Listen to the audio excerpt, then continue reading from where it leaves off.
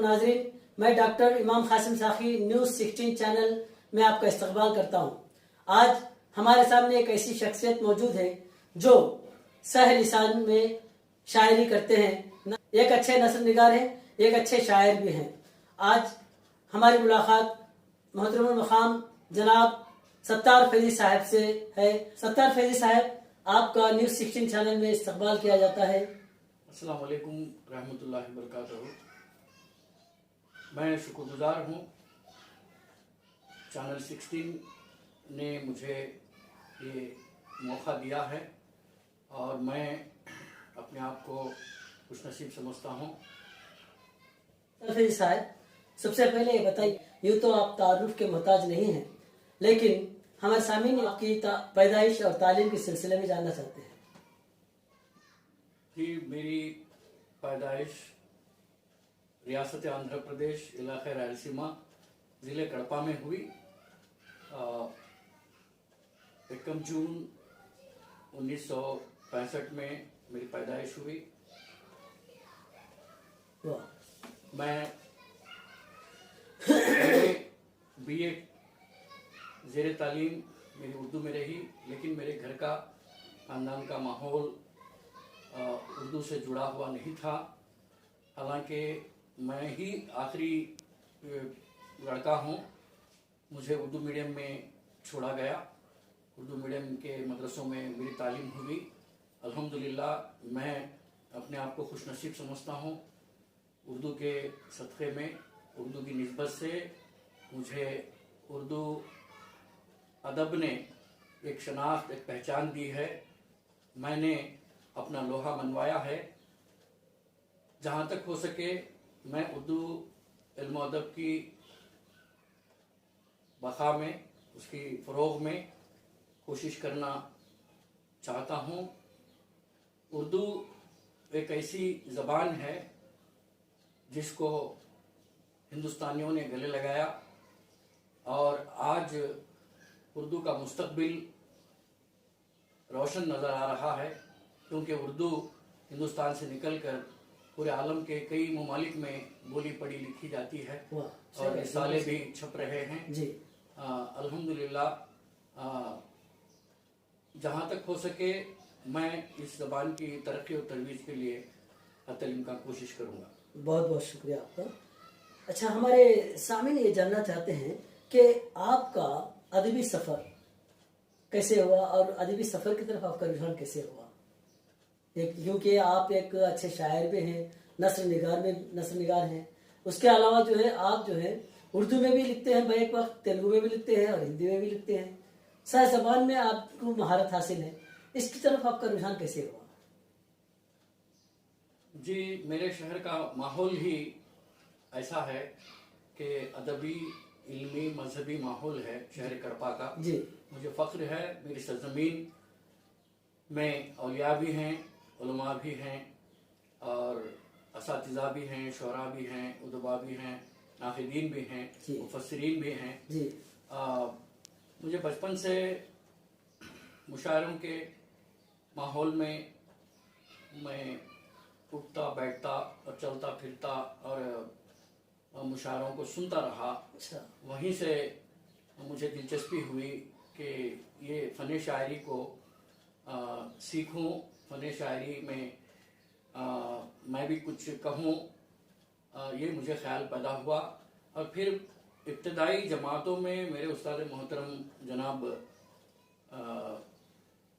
गौस मोहिद्दीन साहब मेरे उस्ताद, तीसरी जमात के उस्ताद थे। वो नज़में इतनी खुशलिहानी से पढ़ाते थे। अच्छा। नज़मों को, और फिर मुसव्विरी में भी उनको कमाल हासिल था। बच्चों को मुसव्विरी में और शायरी में, दोनों में जो है शौक़ पैदा करने में वो कामयाब थे। मैं उन्हीं की तक़लीद करता था। वहीं से मुझे तरन्नुम से नज़में पढ़ने का शौक़ जो है मेरे अंदर पैदा हुआ। उसके बाद फिर हाई स्कूल में मेरे असातिज़ा में साहिबजादा हज़रत और फिर बर्क साहब और उसके बाद नईम सिद्दीकी साहब जैसे असातिज़ा ने मुझे निखारा, मुझे ख़रीद किया। और उसके बाद मेरा हाथ पकड़कर مجھے اس فن شاعری کی طرف رغبت دلانے والی شخصیت ڈاکٹر ثاقب زیدی ہیں. مجھے فن عروض سے انہوں نے واقف کرایا، میری تربیت کی اور مجھے نکھارا، اور میں محنت کرتا رہا. میں اپنے بل بوتے پر ہی نہیں بلکہ اساتذہ کی شفقتوں پر مجھے ناز ہے. ان کی شفقتیں میری ساتھ رہیں. میں مشق کرتا رہا اور پھر الحمدللہ میں آج شعر کہنے کی لائق ہو گیا ہوں. میں حمد بھی لکھا، نعتیں بھی لکھی ہیں، اور پھر مناجات، دعائیں اور غزلیں، نظمیں بھی لکھی ہیں، اور خاص کر بچوں کے لیے میں نے کئی نظمیں لکھی ہیں. یہ جو ہے میرا پس منظر ہے. میری شاعری اتنی معیاری نہ صحیح، لیکن میری شاعری بچوں کو پسند آ جائے، میری شاعری بچوں کے دلوں میں اتر جائے، میری شاعری سے بچوں کا فائدہ ہو جائے، کیونکہ ان کے کردار سازی میں میری شاعری کام آ جائے. یہی میرا مقصد ہے، یہی میرا نظم العین ہے. یہ خوش آئند بات ہے کہ آپ مختلف اصناف پر طبع آزمائی کرتے ہیں. اگر آپ کو یہ کہا جائے تو غلط نہ ہوگا کہ آپ ہم جہت فنکار ہیں. یہ تو نثر میں بھی اور شاعری کے میدان میں بھی مختلف اصناف پر آپ طبع آزمائی کرتے رہے ہیں. خصوصی طور پر جو ہے ادب اطفال پر آپ بہت ساری نظمیں کہی ہیں، اور آندھرا پردیش کے مختلف اسکولوں میں آپ کی نظمیں وغیرہ جو ہے پڑھی جاتی ہیں. یہ ہمارے لیے بہت خوشی کی بات ہے. اور دوسری بات یہ ہے کہ آپ جو ہے SCRT میں بھی جو ہے حصہ لے کر جو ہے کتاب کے نصاب کے ورکشاپ میں آپ حصہ لے رہے ہیں. یہ بھی ہمارے لیے خوشی کی بات ہے. اور ادبی ماحول سے آپ کا لگاؤ، آپ کی محبتیں، اردو کے فروغ کے لیے آپ کی جو محنتیں ہیں وہ قابل تحسین ہیں. اب ہمارے سامعین کو ایک پسندیدہ کلام سنا دیں تو بہتر ہوگا آپ کا. جی، ویسے حالات حاضرہ پر، حجاب پر میں نے 2-3 سال پہلے یہ چھوٹی سی بہر میں لکھی ہے بچوں کے لیے. سماعت فرمائیے. جی ارشاد. نظم کا عنوان ہے حجاب پردہ. جی ماشاء اللہ. جی آئیے ترنم سے ایک سنا دیتا ہوں. بہت خوشی. چھوٹی سی نظم. جی. اے میری پیاری بہنا دامن بچا کے رکھنا. سبحان اللہ. اے میری پیاری بہنا دامن بچا کے رکھنا. سرکار کا ہے کہنا پردہ ہے تیرا گہنا. سرکار کا ہے کہنا پردہ ہے تیرا گہنا. شرم و حیا کا پیکر تعلیم تیرا زیور. شرم و حیا کا پیکر تعلیم تیرا زیور. بنتی ہے تجھ سے میری نیچی نظر ہو تیری. بے پردہ تو چلے گی ہر ایک نظر پڑے گی. بے پردہ تو چلے گی ہر ایک نظر پڑے گی. اپنی مثال رکھنا پردے کی ڈھال رکھنا. اپنی مثال رکھنا پردے کی ڈھال رکھنا. محفوظ تو رہے گی ذلت سے تو بچے گی. پردے میں خود کو رکھنا ہر علم کو ہے پانا.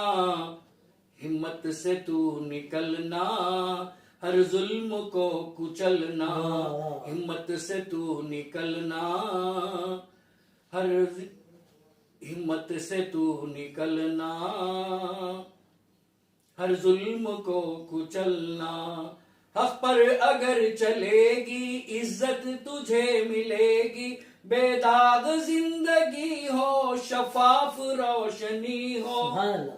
ماں باپ کا تو ارماں تجھ پر ہے دونوں قرباں. ماں باپ کا تو ارماں تجھ پر ہے دونوں قرباں. قرآن کی تلاوت لے جائے تجھ کو جنت. قرآن کی تلاوت لے جائے تجھ کو جنت.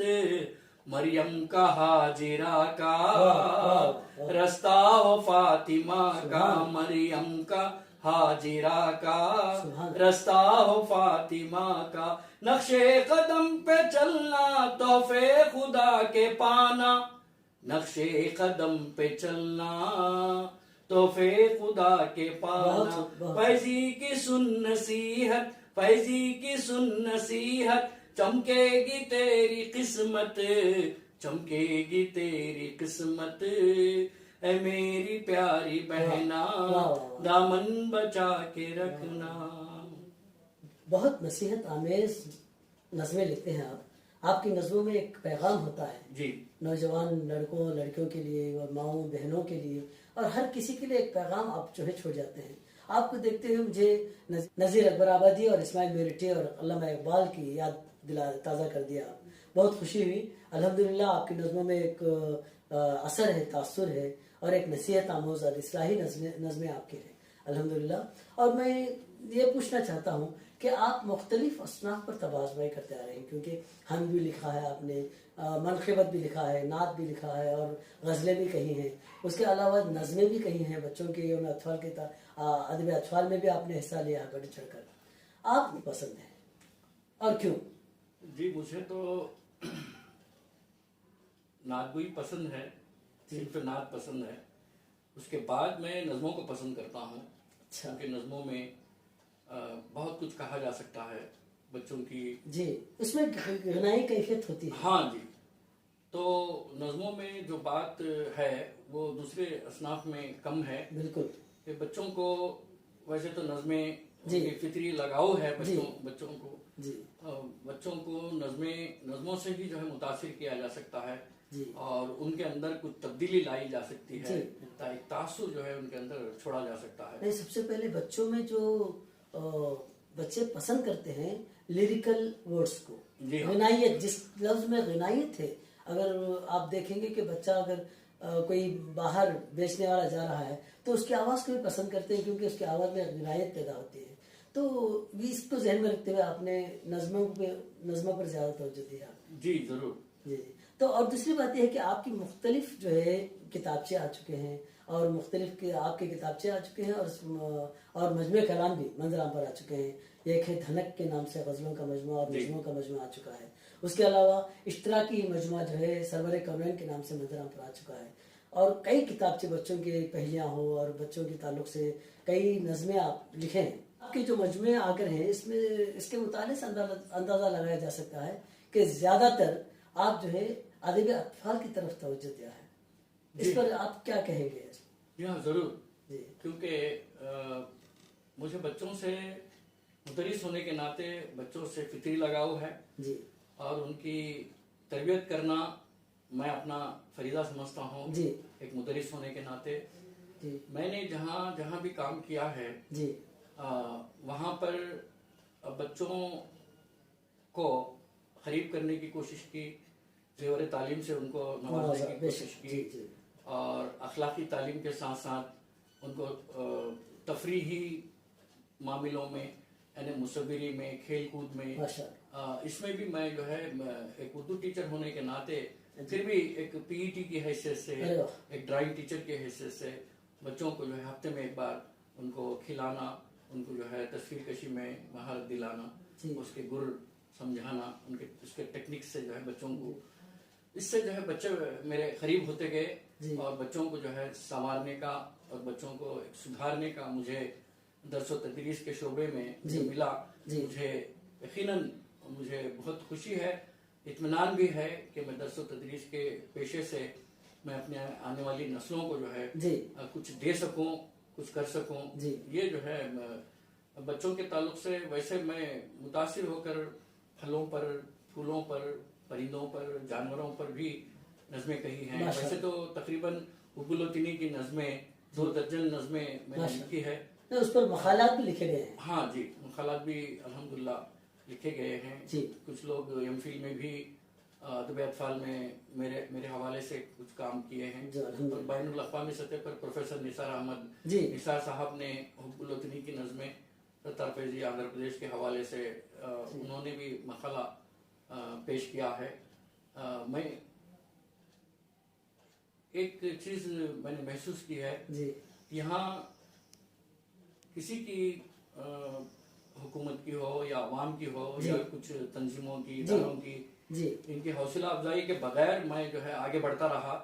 लेकिन मैं जैसे जैसे इखलास के साथ उर्दू ज़बान और अदब की खिदमत करता गया तो अल्लाह की शान देखिए और एहसान देखिए उर्दू ज़बान का मुझ पर कि खुद ब खुद मेरी खिदमत को देख कर जो है मेरी अजमत भी बढ़ गई, मुझे शोहरत भी मिली और जो है लोग जो है कई खिताबात भी दिए और आज सरकार ने भी मुझे पहचाना और कारनामे हयात से नवाजा, अवार्ड से नवाजा। और फिर मैं बेस्ट टीचर की हैसियत से भी डिस्ट्रिक्ट में, स्टेट में भी मेरा रिकग्निशन हुआ। ये सब जो है उर्दू की देन है, ये उर्दू का सदका है, ये उर्दू ज़बान से मेरी वालाहाना मोहब्बत है कि उर्दू ज़बान अगर जिंदा है तो असातिज़ा मकतबों से, मदरसों से है, खानखाहों से है, आस्थानों से है। इस उर्दू ज़बान हमारी मादरी ज़बान होने के नाते हम इस ज़बान की फ़रोग़ के लिए, इस ज़बान की बक़ा और तहफ़्फ़ुज़ के लिए हमको जो है काम करने की ज़रूरत है। तो आपने कहा कि उर्दू की बक़ा के लिए आप जो है काम कर रहे हैं, और दूसरी बात आपने ये भी कहा कि उर्दू की ही वजह से अल्लाह ताला आपको इतनी इज्जत से नवाजा है। तो अब तेलुगु की तरफ भी आपका रुझान कैसे हुआ? क्योंकि आप जो है बैक वक्त उर्दू में भी नज़में लिखते हैं और तेलुगु में भी नज़में पढ़ते हैं, और तेलुगु ज़ुबान में भी जो है नज़में लिखते हैं और पढ़ते भी हैं, और इसके अलावा जो है हिंदी में भी लिखते हैं और पढ़ते हैं। तो इसकी तरफ आपका रुझान कैसे हुआ, क्यों हुआ? जी, वैसे तो मैं एक उर्दू मीडियम का स्टूडेंट था। एक उर्दू मदरसे में जब मेरी मुलाजिमत मिली, बहैसियत SGT उर्दू में काम किया 20 साल तक, और उसके बाद फिर प्रमोशन पे, तरक्की पे मुझे स्कूल असिस्टेंट उर्दू का पोस्ट जो है मिला। तो मुझे एक माहौल बचपन से ये था कि हमारे घर में हमारे वालिद साहब और मेरे तीसरे भाई रहमतुल्लाह साहब, और उन्होंने घर में अपने ख़ानदान के बच्चों को बिठाकर बाद मगरिब की नमाज सब बच्चों को जो है ट्यूशन देते थे। वो सिर्फ जो है तेलुगु ज़बान यानी इलाकाई ज़बान भी हमारे बच्चों को आए, क्योंकि मदरसों में अरबी और स्कूलों में उर्दू पढ़ लेते हैं हमारे बच्चे। तो मुझे जो है हमारे ख़ानदान के बच्चों में मेरी अलग से शनाख्त हुई कि मैं जो है सब बच्चों में सरे फहरिस्त रहता था उर्दू के अलावा तेलुगु ज़बान में। हाँ, तो वहाँ से जो बाला शिक्षा नाम की किताब होती थी जिसमें ग्रामर भी होता था, कहानियाँ भी होती थी, ज़बान को सीखने की तराकीब होते थे, उस किताब को जो है हमको उस वक्त हमारे बुजुर्गों ने पढ़ाई और हमें आगे थे उसमें। और वहाँ से मुझे तेलुगु का माहौल जब मिला तो तेलुगु की कहानियाँ उर्दू में मैंने तर्जुमे किए हैं। और उसके बाद जब प्राइमरी स्कूल में थे तो मेरे उस्ताद मोहतरम जनाब अनवर साहब हजरत वो जो है मुझे जुमा में एक दिन जो है तेलुगु पढ़ाने के लिए 5वीं जमात में, चौथी और 5वीं जमात एक जुबान पढ़ के तेलुगु में शायरी कर रहे हैं, ये बड़ी बात है हमारे लिए। जी, ये अल्लाह का फजल करम है, देन है कि अगर सच्चे यकीन अज़्म के साथ, यकीन के साथ कोई ज़बान सीखना चाहें तो उसको आ जाएगी। अज़्म होना चाहिए, दिलचस्पी होना चाहिए, होना जरूरी है, इरादा होना चाहिए। ज़बान सीखना कोई मुश्किल मरहला नहीं है। जब मैंने ज़बान सीखा और प्राइमरी लेवल में ही चौथी 5वीं जमात के बच्चों को हरूफ तहजी और फिर तेलुगु में अचुलू, हल्लुलु, गुनी तालू बोलते, उसको जो है मैं अपने क्लासमेट्स को मैं सिखाता रहा। अच्छा, उसके बाद फिर जो है मैं तेलुगु अखबारों को भी अपने उर्दू प्रोग्राम्स की न्यूज़ बनाकर एक सहाफ़ी की हैसियत से मैं तेलुगु में अखबारों तक पहुंचाता रहा। उसके बाद मेरी दिलचस्पी बढ़ती गई तो मैं जो है गज़लें भी तेलुगु में लिखता गया, मज़ामीन भी तेलुगु में लिखा, और कई जो है किताबों में जैसे हमारा मना हक्कु है, हमारा हक है, एक तेलुगु पर्चा, उसमें भी, और फिर निदाए सालिहात का परिचयम उसमें, और फिर गीटुराई, ये हैदराबाद से जो पर्चा निकलता है वीकली, उसमें भी मेरे मज़ामीन तेलुगु में छपे हैं। मैं यही चाहता हूँ, ज़बान को अगर सीखना है तो जो पहली बुनियादी शर्त यह है کہ زبان سیکھنے کے لیے شوق ہونا چاہیے، لگن ہونا چاہیے، ارادہ، مصمم ارادہ ہونا چاہیے. یہ اگر ہے تو کوئی آدمی کوئی بھی زبان جو ہے سیکھ سکتا ہے. جی نہیں، اس پس منظر میں میرا ایک شعر یاد آ رہا ہے کہ اپنے شہکار سخن سے، اپنے شہکار سخن سے من کا دروازہ کھلا. کیا بات، اپنے شہکار سخن سے من کا دروازہ کھلا، پھر مسلسل مشق کی تو فن کا دروازہ. کیا بات ہے. یہ مسلسل مشق کا نتیجہ ہے کہ آپ بیک وقت جو ہے تیلگو زبان میں بھی عبور حاصل کیے ہیں، اور تیلگو زبان میں بھی جو ہے ترسیل و ابلاغ میں بھی جو ہے آپ حصہ لے کر جو مختلف رسائل و جرائد میں آپ کی تخلیقات شائع ہوتے رہے ہیں. الحمدللہ. یہ اچھا، یہ اب کسی بھی جو ہے ڈسٹرکٹ کے، اس علاقے کے، اس ریاست کے کسی بھی تیلگو ٹیچر سے بھی پوچھیں آپ کا نام، اگر کسی کو کوئی پوچھتا ہے کہ بھائی آپ شاعر ہیں کیا، جب میں کہتا ہوں کہ ہاں شاعر ہوں، تو سب سے پہلے آپ کا نام لیتے ہیں کہ ستار فیضی تیلساوی کو. یعنی آپ کا نام اتنا لوگوں تک پھیل چکا ہے کہ تیلگو میں بھی جو ہے، تیلگو کے بیک وقت اردو داں بھی آپ کا نام عزت و احترام سے لیتے ہیں، اور تیلگو داں بھی آپ کا نام عزت و احترام سے لیتے ہیں. تو اب میں پوچھنا چاہتا ہوں، میرا سوال یہ ہے کہ جس طرح اردو سے آپ کو لگاؤ تھا تو آپ نے خدمت کی، کئی اعزازات آپ کو اردو کی نسبت سے ملے ہیں، عزت ملی ہے، اللہ تعالیٰ شہرت دیا ہے، اس کے ساتھ اللہ کے فضل و کرم سے کئی اعزازات اور انعامات سے آپ کو نوازا گیا ہے. کیا تیلگو زبان والے بھی آپ کو اعزازات و انعامات سے نوازے ہیں؟ اس کا کوئی نتیجہ ملا ہے آپ کو؟ ہاں جی، مجھے تیلگو کی جو مختلف انجمنیں ہیں اس میں کڑپا ضلع رچیتلا سنگم میں مجھے ایک رکن کے حیثیت سے انہوں نے جگہ دی، اور اس میں بھی میں بڑھ چڑھ کر حصہ لیتا رہتا ہوں. اچھا. اور پھر آل انڈیا ریڈیو جی، آل انڈیا ریڈیو کڑپا، حیدرآباد، وجے واڑہ میں بھی مجھے تیلگو کے پروگرامز، جیسے صبح میں ایک پروگرام آتا ہے دینیات کا، اس میں تیلگو میں بولنا ہوتا ہے.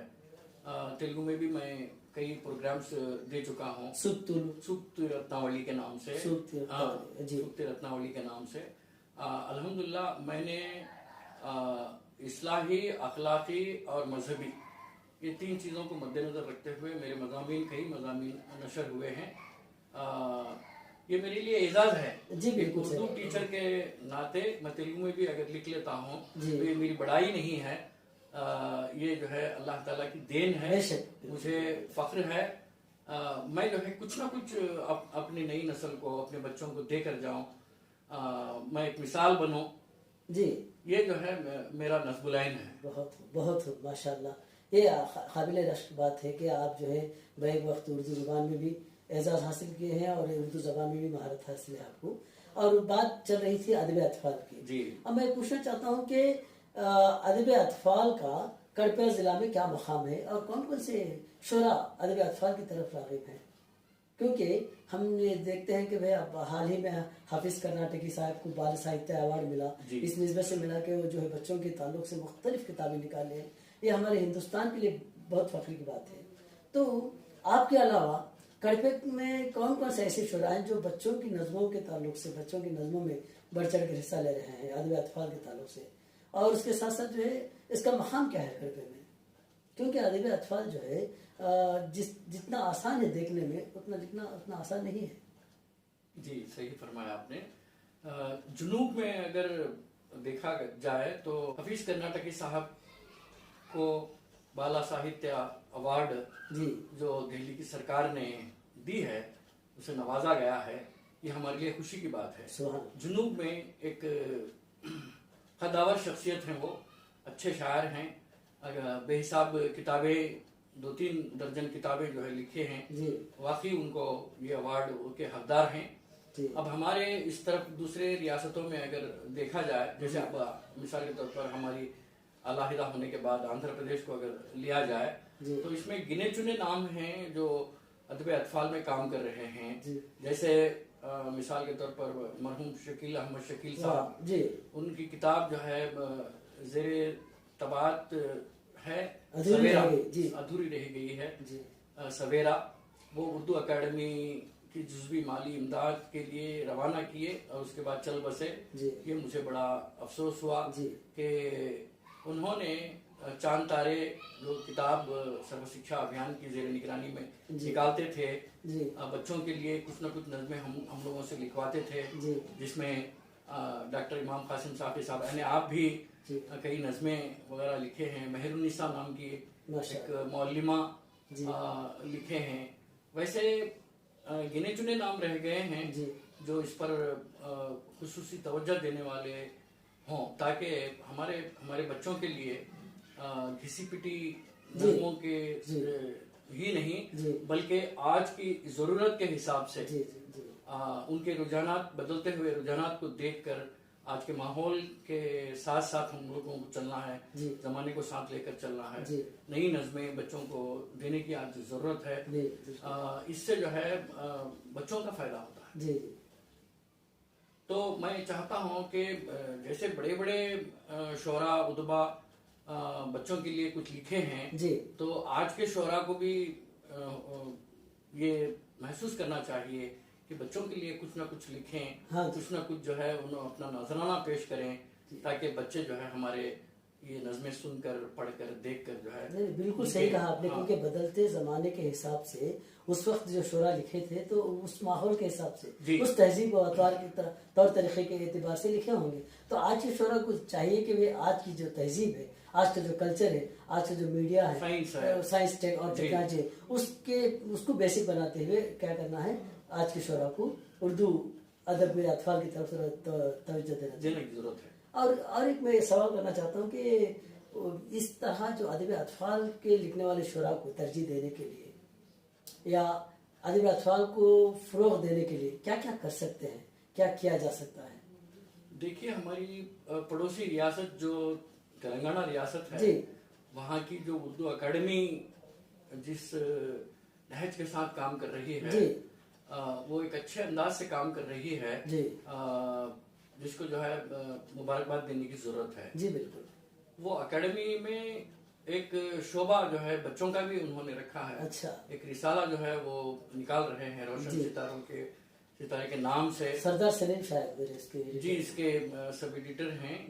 الحمدللہ قابل مبارکباد ہے. وہ ماہانہ جو رسالہ نکلتا ہے اس میں بھی میری نظمیں, میرے مضامین جو ہے شائع ہو چکے ہیں. مگر افسوس کی بات ہے یہاں ہمارے آندھرا پردیش میں جو اردو اکیڈمی ہے وہ سرد مہری کا شکار ہے. یہ بات ہے. اگر اس کو فعال بنانا ہے تو سیاست سے الگ کرنا ہے. سیاست سے الگ کرنا ہے اور پھر ہمارے بچوں کے لیے کچھ نہ کچھ ایک ماہانہ رسالہ نکالنے کی ضرورت ہے. بالکل بالکل ضرورت ہے. اسے ایک کمیٹی کی تشکیل دینے کی ضرورت ہے. ایک ایڈیٹر, دو تین جو ہے سب ایڈیٹرز اور اس کے پہ رائٹرز وغیرہ, بچوں کے لکھنے والوں کی جو ہے حوصلہ افزائی, ہمت افزائی کے لیے ان کو جو ہے ایک پلیٹ فارم پہ لانے کی ضرورت ہے. ان کو الگ سے جو ہے ترجیحات دینے کی ضرورت ہے. ان کو انعامات سے نوازنے کی ضرورت ہے. اور پھر جو بچے لکھتے ہیں کچھ نہ کچھ لکھتے ہیں ان کو بھی شائع کرنے کا جو ایک موقع ان کو بچوں کو جو ہے عنایت کرنے کی ضرورت ہے. اکیڈمی ہی نہیں بلکہ حکومت بھی یہ درسی کتابوں کے علاوہ غیر درسی کتابیں جس میں بچوں کا نصاب شامل ہو, بچوں کی نظمیں شامل ہو, بچوں کے ڈرامے شامل ہو, بچوں کی کہانیاں شامل ہوں, غیر درسی کتابیں بھی اگر لائبریری بکس کی صورت میں شکل میں کتب خانوں کو, اردو کتب خانوں کو اگر دے رہی ہے تو یہ جو ہے بچوں کا فائدہ ہوگا اس میں. اور دوسری بات کیا ہے, آج کل کے بچے جو ہوتے ہیں نا وہ میڈیا کا زیادہ استعمال کرتے ہیں اور وہ کتابوں پڑھنے کی طرف زیادہ کم رجوع ہوتے ہیں. تو ان کو کتابوں کی طرف رجوع کرنے کے لیے بچوں کو کیا کرنا چاہیے؟ کیونکہ آپ ادب اطفال پر بہت کچھ کام کر چکے ہیں. اس تعلق سے میں پوچھ رہا ہوں کہ بچے آج کل کے جو ہیں ان کا ٹرینڈ بدل چکا ہے, ان کے سوچنے کا ڈھنگ بدل چکا ہے. وہ میڈیا کو زیادہ استعمال کرتے ہیں, یوٹیوب زیادہ استعمال کرتے ہیں.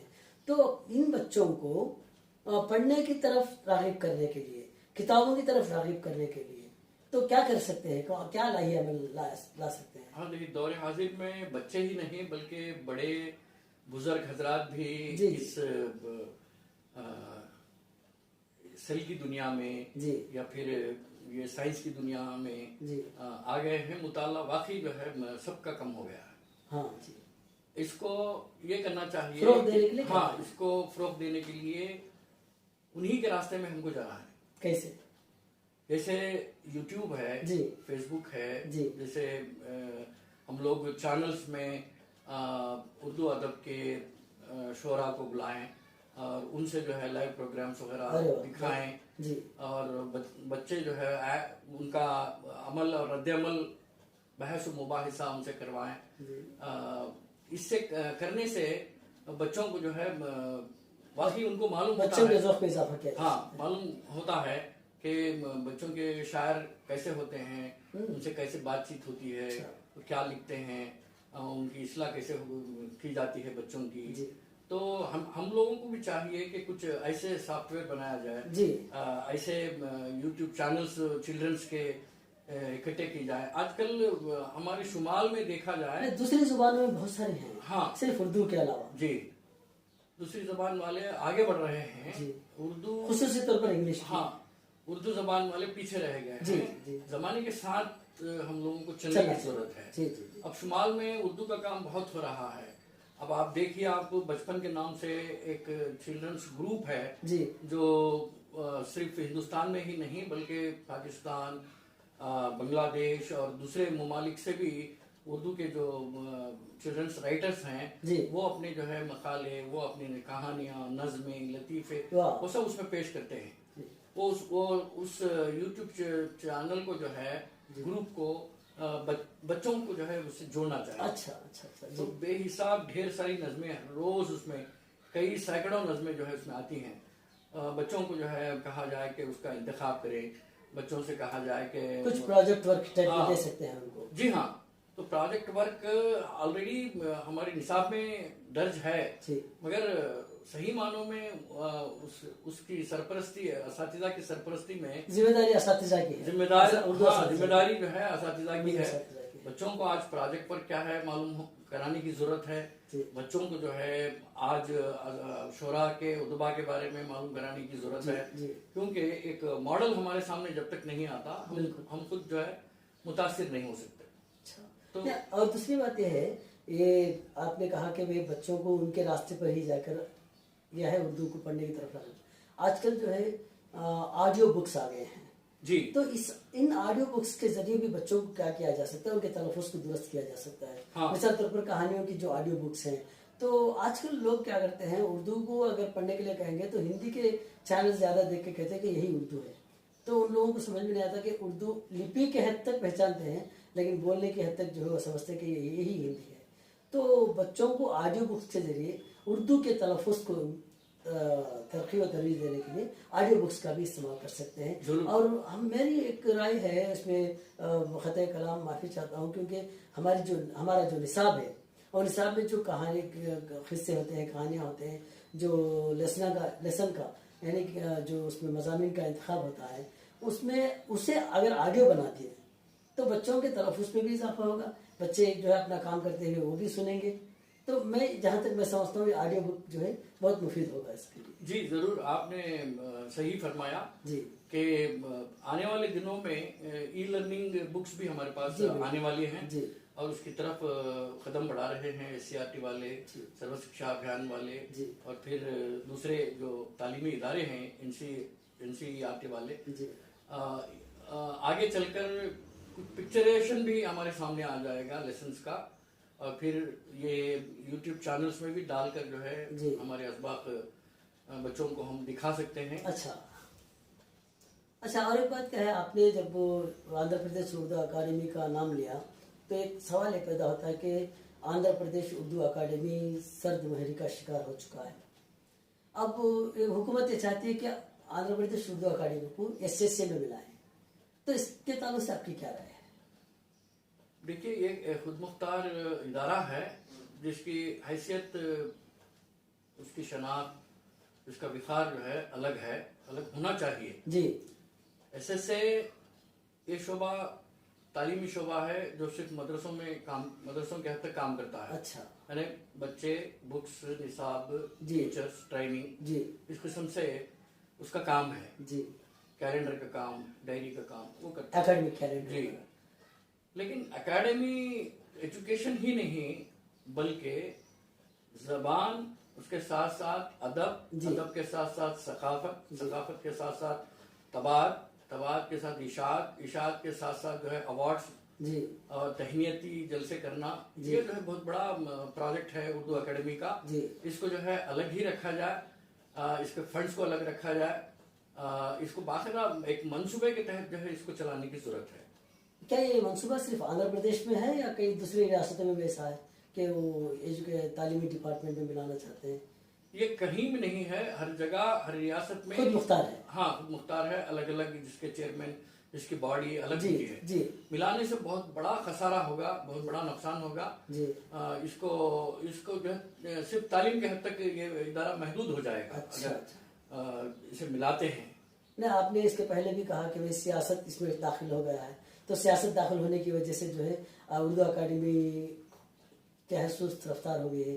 تو سیاست سے الگ کرنے کے لیے کیا یہ راہی عمل صحیح ہے جو ایسے تعلیمی اداروں میں ملانا، یا سیاست سے الگ کرنے کے لیے کیا تجاویز اختیار کر سکتے ہیں؟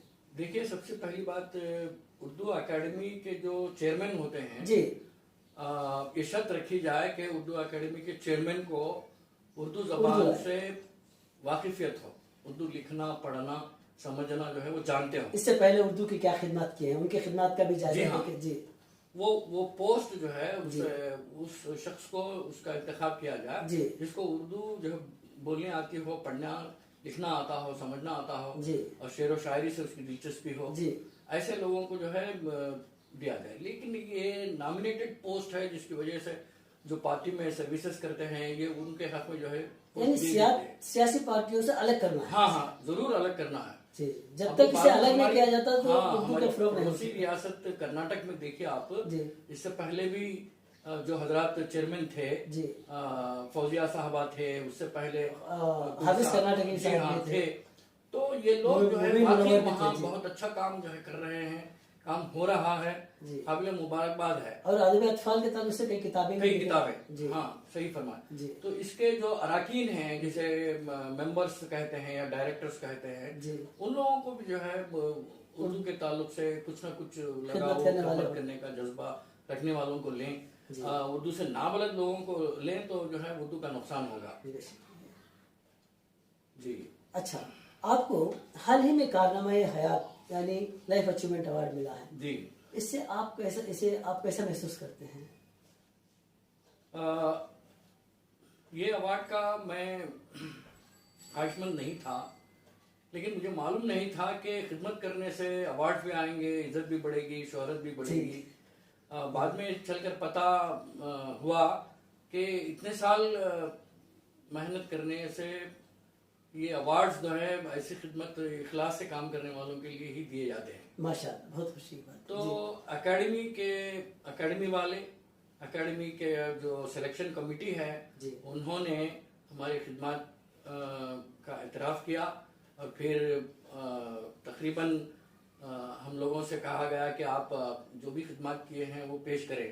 تو تقریباً میں نے 370 کے قریب جو ہے میں صفحات پورے میرے خدمات کے حوالے سے میں سیاسی، سماجی، ثقافتی جتنی بھی خدمات ہیں اس کے تصاویر، اس کے جو پروف ہیں دلیل پیش کیا. ہاں، paper clips, cuttings, certificates, appreciation certificates, یہ تمام جو ہے میں مجموعہ میں پیش کیا. تو انہوں نے جو ہے مجھے قابل سمجھا اور اس ایوارڈ سے مجھے نوازا. اور میری ذمہ داری بڑھ گئی ہے کہ کئی ادارے والے، کئی جو ہے تعلیمی ادارے، ثقافتی ادبی ادارے والوں نے وہ ایوارڈ لینے سے پہلے، لینے کے بعد بھی جو ہے مسلسل 2-3 ماہ تک جو ہے تہنیتی تقریبیں کا انعقاد ہوا، شال پوشی، گل پوشی ہوئی، دعوتیں وغیرہ ہوئے، میری حوصلہ افزائی ہوئی کہ میری ذمہ داری اور بھی بڑھ گئی ہے کہ مجھے اور زیادہ تیز رفتار سے مجھے کام کرنے کی ضرورت ہے. بہت اس طرح واقعی جو ہے آپ قابل ہیں. الحمدللہ، اللہ تعالیٰ آپ کو اور بھی اعزازات سے نوازے. بہت صحیح شخص کو جو ہے ایوارڈ کا انتخاب کیا گیا ہے، میں اس کے لیے مبارکباد پیش کرتا ہوں. اور اس سوال جناب، آپ فی البدی شعر کہتے ہیں، یہ ایک مشہور ہے کڑپا ضلع کڑپے میں. کسی کو بھی پوچھ لیجئے، آپ کسی تقریب میں جاتے ہیں یا کہیں جاتے ہیں تو اس شخص کے نام سے یا اس جہاں جس پر جو تقریب ہوتی ہے اس پر جو فی البدی شعر لکھتے ہیں، فی البدی شعر کہتے ہیں. اور حال ہی کا قول ہے کہ فنی اور فنی باریکیوں کو مد نظر رکھتے ہوئے اسے بار بار اس کو جو ہے خوب سے خوب ہے جستجو کے خوب سے ہے خوب تر کہاں اب دیکھیے ٹہرتی ہے جا کر نظر کہاں. تو اس میں آپ کا نظریہ کیا ہے؟ آپ کیا کہنا چاہیں گے؟ دیکھیے سب سے پہلے شاعر تو حساس ہوتا ہے. بے شک جی. حساس ہونے کے ناطے جو دیکھتا ہے آنکھوں سے جی، جو مشاہدے کی نظر اس کے پاس ہوتی ہے جی، اسے محسوس کرتا ہے اور لکھنے پہ آمادہ ہو جاتا ہے تو اس میں سچائیاں بھی ہوتی ہیں، صداقت بھی ہوتی ہے، تجربات بھی ہوتے ہیں، مشاہدات بھی شامل ہوتے ہیں، جس کی وجہ سے آسانی ہو جاتی ہے کیونکہ زبان کا ذخیرہ ہمارے پاس ہے اور ایک فکر نام کی چیز بھی ہمارے پاس ہے. یہ سب مل جانے سے الحمدللہ بالکل کم وقت میں کچھ اشعار ہو جاتے ہیں، کچھ نظمیں بن جاتی ہیں، کچھ تہنیتی. کون سا نظریہ صحیح ہے آپ کے، جس میں کیا سوچ سمجھ کر فکری بنیادی طور پر کہنا ہے ٹھیک ہے، یا آپ فی البدی شعر کہتے ہو ساری چیزیں شامل ہو جاتی ہیں؟ فی البدی شعر میں معیار کم ہوتا ہے. ہاں یہ بات ہے، لیکن لبھا تو سکتے ہیں. فنی باریکیاں اگر دیکھی جائیں، اگر معیار دیکھا جائے تو وہ چیز اس میں نہیں آئے گی. اس کے لیے جو ہے یہ چیز الگ ہے، وہ چیز الگ ہے. اس کو جو ہے فن کے اعتبار سے اگر دیکھ رہے ہیں تو ہم کو جو ہے اس میں محنت کرنا پڑتا ہے، جائزہ لینے کی ضرورت پڑتی ہے اور وہ چیز معیاری ہوتی ہے. اچھا، ایک اور آخری سوال ہے کہ آپ نے ابھی اپنی انٹرویو میں بھی کہا اور یہ بھی سوال پیدا ہوتا ہے کہ آپ ترسیل و ابلاغ کا صحیح استعمال کرتے ہیں، اور کچھ لوگوں کو یہ گمان ہوتا ہے کہ آپ شہرت کے بھوکے ہیں، کیونکہ ترسیل و ابلاغ کا استعمال کرنا غلط بھی نہیں ہے. اس پر آپ کی کیا رائے ہے کہ لوگ کہتے ہیں کہ بھئی یہ شہرت کا طلبگار ہے اس لیے ترسیل و ابلاغ میں زیادہ استعمال کرتا ہے، تو ان کو کیا کہیں گے جو یہ کہتے ہیں کہ آپ شہرت کے طلبگار ہیں؟ ہاں، یہ ادب میں واقعی تنقید کا ہونا بہت ضروری ہے. ادب کا ایک جز ہے تنقید نگاری. میں تنقید کو مانتا بھی ہوں، تنقید کا احترام بھی کرتا ہوں، قائل بھی ہوں، کیونکہ تنقید سے ہی ہماری تخلیق سنورتی ہے، نکھرتی ہے. لیکن نکتہ چینی جو ہے وہ جو ہے مجھے برداشت نہیں ہوتی. یہ بات ہے. دوسری بات، یہ حسد کی بنیاد پر جو لوگ الزامات لگاتے ہیں میں اس کی پرواہ نہیں کرتا. یہ تنقید اگر سچی نیت سے ہے تو بالکل اس کی خوشامدید کرتا ہوں اور اس کو اپناتا بھی ہوں. میں چاہتا یہ ہوں کہ نکتہ چینی کرنے والے لوگ کچھ نہیں کرتے. بالکل صحیح بات ہے. تنقید کرنے والے لوگ کچھ لوگوں کو سنوار سکتے ہیں. جی بالکل. ایک ہے تنقید اور ایک تنخیص. تنخیص کرنے والے جو ہے وہ کچھ نہیں کرتے. تنقید کرنے والے جو ہے ایسے ہی تنقید نہیں کرتے، وہ جو فنی باریکیوں کو ذہن میں رکھتے ہوئے کرتے ہیں. اسے جو ہے ہم کو اپنانا بھی ہے، قبول بھی کرنا ہے. دوسری بات، اب جو وسائل ہیں، مثال کے طور پر آپ ایک ریاستی مشاعرہ کرتے ہیں جس میں لوگوں کو جوڑنا، لوگوں کو مدعو کرنا، جمانا، یہ ایک فن ہے.